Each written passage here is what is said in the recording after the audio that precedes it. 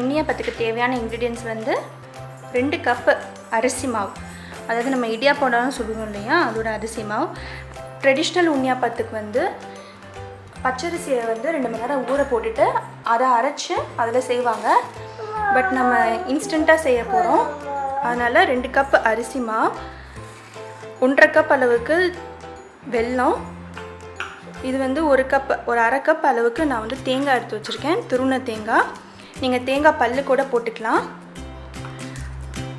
1/2 teaspoon ஏலக்காய் பொடி, 1/4 teaspoon உப்பு. வாழைப்பழம் வந்து நல்ல பெரிய வாழைப்பழமாக 1 எடுத்திருக்கேன். சின்னதாக இருந்துச்சுனாக்கா நீங்கள் 2 எடுத்துக்கலாம். நான் இன்றைக்கி ரொம்ப பெரிய வாழைப்பழமாக எடுத்திருக்கேன், அதனால் அதில் 1. முதல்ல நம்ம இந்த வெல்லத்தை வந்து தண்ணி ஊற்றி கரைச்சி எடுத்துக்க போகிறோம்.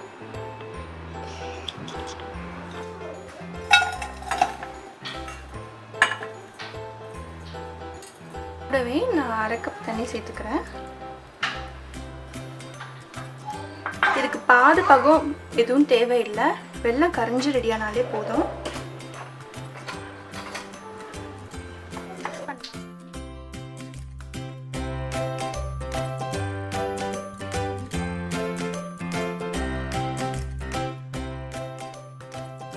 கரைஞ்சாச்சு, இப்போ நம்ம அதை வடிகட்டிக்கலாம்.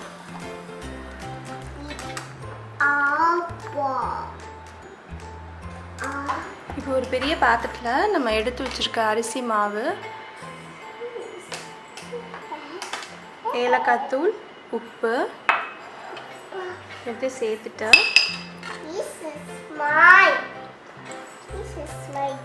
நம்ம வெல்லம் கரைச்சி வச்சுருக்கோம் இல்லையா, அதை கொஞ்சம் கொஞ்சமாக இப்படி ஆட் பண்ணி ஒரு பேட்டர் மாதிரி ரெடி பண்ணிக்கலாம். நம்ம மிக்சியில் அடித்து வச்சுருக்க வாழைப்பழத்தையும் கூட சேர்த்துக்கலாம்.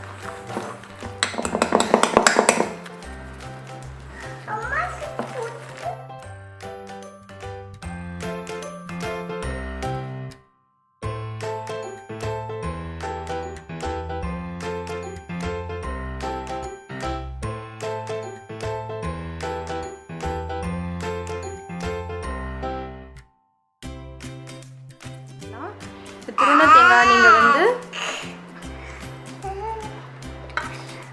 எண்ணெயில் கூட நல்லா ஃப்ரை பண்ணி எடுத்து கூட ஆட் பண்ணிக்கலாம், இல்லை நார்மலாக கூட நீங்கள் ஆட் பண்ணிக்கலாம், அது உங்களோட விருப்பம் தான். நான் இன்றைக்கி அப்படியே தான் சேர்க்குறேன்.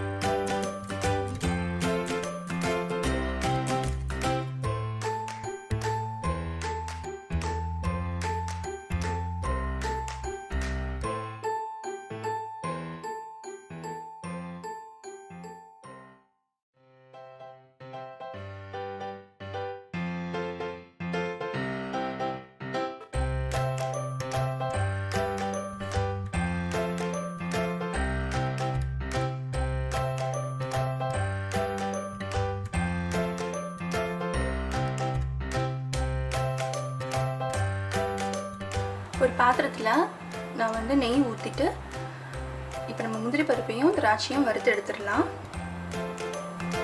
நெய் நல்லா சூடாயிடுச்சு, முந்திரி பருப்பை போட்டுட்டு முதல்ல அதை கொஞ்சம் நேரம் வறுத்துடலாம்.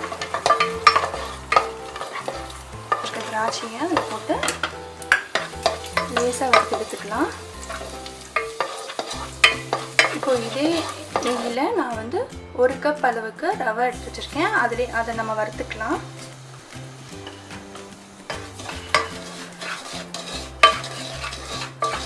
ரொம்ப கோல்டன் ப்ரௌன் ஆகிற வரைக்கும் வறுக்க தேவை அவசியம் இல்லை, ஒரு 2 நிமிஷம் வறுத்தா போதும். இப்போ ரவை நம்ம நல்லா வறுத்தாச்சு. நான் ஆல்ரெடி வந்து 1 லிட்டர் பால் காய்ச்சி வச்சுருந்தேன், இப்போ அதை வந்து நான் இது உள்ள சேர்த்துக்க போகிறேன்.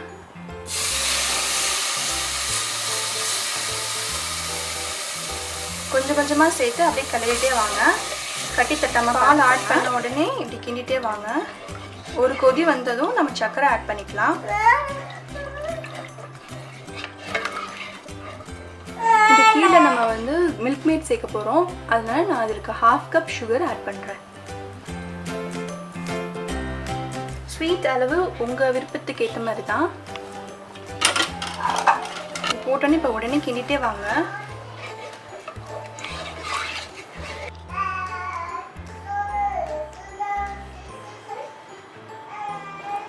நான் ஒரு 1/2 கப் அளவுக்கு மில்க் மேட் ஆட் பண்ணுறேன். மறுபடியும் சொல்கிறேன், சுகர் வந்து உங்கள் விருப்பத்துக்கு ஏற்றது தான். ஒரு 1/2 டீஸ்பூன் அளவுக்கு ஏலக்காய் தூள், கொஞ்சமாக குங்குமப்பூ. இது கூடவே நான் ஒரு சிட்டிக்கு அளவுக்கு உப்பு போடுறேன். ரொம்ப போட்டுறாதீங்க. கடைசியாக நம்ம வறுத்து வச்சுருக்க முந்திரி பருப்பு, திராட்சை, மேலே கார்னிஷ்காக நம்ம கொஞ்சமாக பிஸ்தா போட்டுக்கலாம். அவ்வளோதான், நம்மளோட ரவா கீர் ரெடி ஆகிடுச்சு.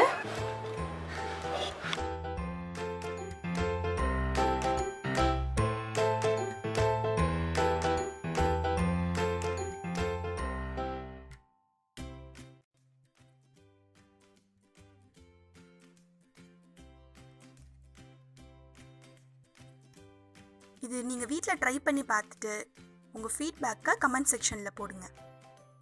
இந்த வீடியோ உங்களுக்கு பிடிச்சிருந்ததுன்னா லைக் பண்ணுங்கள், ஷேர் பண்ணுங்கள், என் சேனலுக்கு சப்ஸ்கிரைப் பண்ணுங்கள். வீடியோ பார்த்ததுக்கு மிக்க நன்றி.